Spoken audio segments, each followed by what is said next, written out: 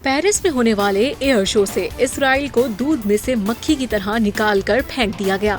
आलमी दिफाई नुमाइश में फ्रांस ने इसराइल को शिरकत से रोक दिया। तारीखी पेरिस एयर शो के नकाद से सिर्फ एक रात पहले नुमाइश की इंतजामिया ने फ्रांसीसी हुकूमत की तरफ से इसराइली पवेलियंस को ब्लॉक कर दिया।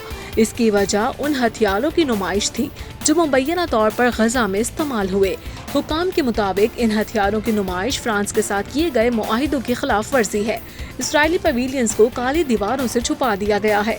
लोग पेरिस शो में घूम तो रहे हैं मगर इसराइल के स्टॉल्स को जैसे इग्नोर कर रहे हैं, जिस पर इसराइली वजारत दिफा के डायरेक्टर ने फ्रांसीसी हुकूमत के फैसले पर गम और गुस्से का इजहार किया। इसराइली अहदेदार ने इल्जाम लगाया कि फ्रांसीसी हुकूमत के इस इक़दाम से इसराइली दिफाई मसनूआत को फ्रांसीसी मसनूआत के मुकाबले में कम तर दिखाने की कोशिश है और फ्रांस की हुकूमत ने जानिबदारी से काम लिया है।